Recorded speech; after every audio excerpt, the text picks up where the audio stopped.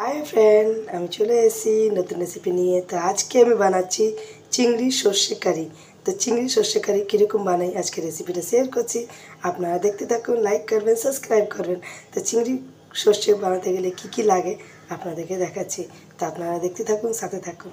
তো চিংড়ি মাছটা নিয়ে নিয়েছি, এই যে দেখতেই পাচ্ছেন আপনারা। তো চিংড়ি মাছটাকে এরকম করে ছাড়িয়ে রেখেছি, তো ধুয়ে ছাড়িয়ে রেখেছি। তো এবার কী কী দিতে হয় উপকরণগুলো আপনাদেরকে দেখাচ্ছি, তো আপনারা দেখতে থাকুন, সাথে থাকুন। তো এই যে পেঁয়াজ কেটে রেখেছি, কাঁচা লঙ্কাটা এরকম করে চিড়ে চিড়ে দেবে।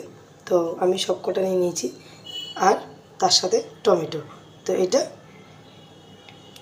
ফোড়নের জন্যে। তো মশলা কী কী লাগে আপনাদেরকে দেখাচ্ছি। তো এই যে তেল নিয়ে নিয়েছি 4 চামচ, লঙ্কার গুঁড়ো, কালো জিরে, হলুদ গুঁড়ো, তার সাথে নুন। তো চলুন আরম্ভ করি আমি বানানোটা, তো আপনারা দেখতে থাকুন, সাথে থাকুন। তো আমি সর্ষেটা, তো এই যে সর্ষেটা নিয়ে চলে এসেছি, তো আমি এটাকে বেটে নিই।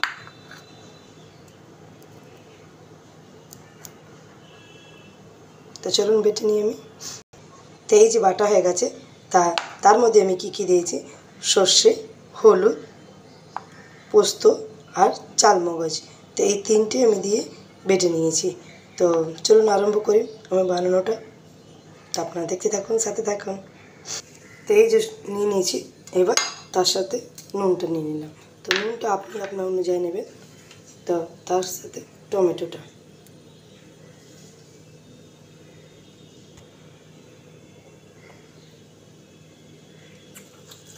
এবার কাঁচা লঙ্কা, পেঁয়াজ, এই যে পেঁয়াজগুলো নিয়ে নিলাম।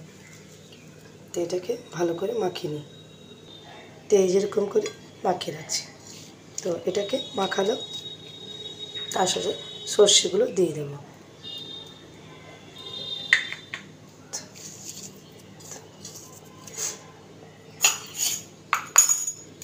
তো এই যে হলুদ গুঁড়ো 2 চামচ, লঙ্কার গুঁড়ো 2 চামচ, তার সাথে এই যে কালো জিরে, আর এই যে কাঁচা লঙ্কাগুলো কেটে রেখেছিলাম। তো এটাকে পুরো মেখে নিই ভালো করে।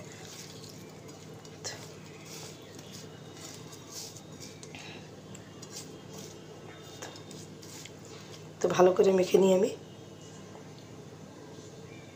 তো এই যে মাখানোটা হয়ে গেছে, তার মধ্যে এবার তেলটা দিয়ে দেব।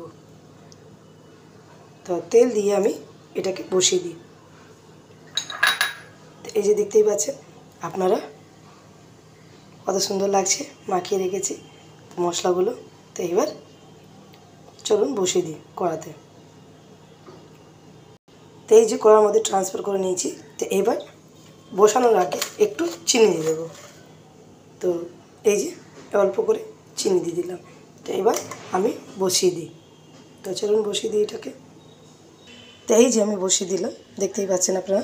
তো এবার আমি অল্প করে জল দেব। তো এই যে জলটা 1 কাপের মতন আমি জল দিলাম। তো এবার এটাকে ঢাকা দিয়ে রেখে দেব। তো 10 মিনিটের মতন ঢাকা দিয়ে রেখে দেব। তো চলুন আমি ঢাকা দিয়ে দিই এটাকে।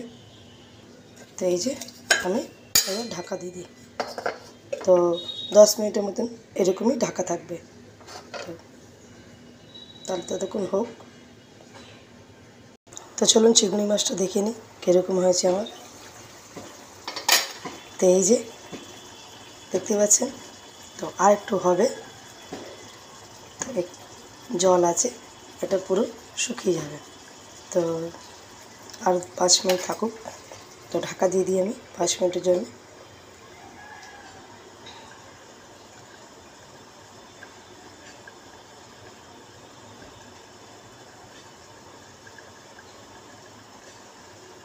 তো 2 মিনিট হয়ে গেছে, এবার দেখি জলটা শুকিয়েছে কিনা। তো একবার ঢাকা খুলি। এই যে আমার জলটা শুকিয়ে গেছে, দেখতে পাচ্ছেন। এই যে, তো এইবারে আমি একটু তেল দেবো।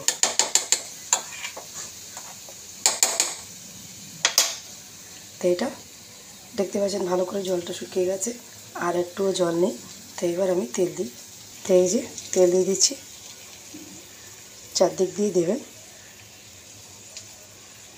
তেলটা একটু বেশিই লাগবে এটা।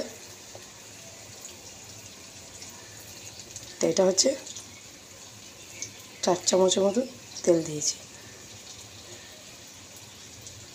তো হয়ে গেছে, 4 চামচের মতন তেল দিয়েছি। এবার এটাকে দেখতে পাচ্ছেন এরকম করে নাড়িয়ে দেব।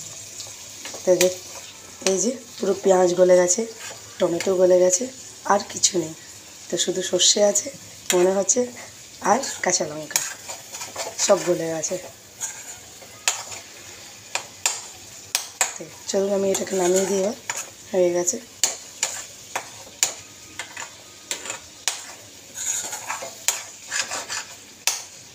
তো নামিয়ে দিলাম।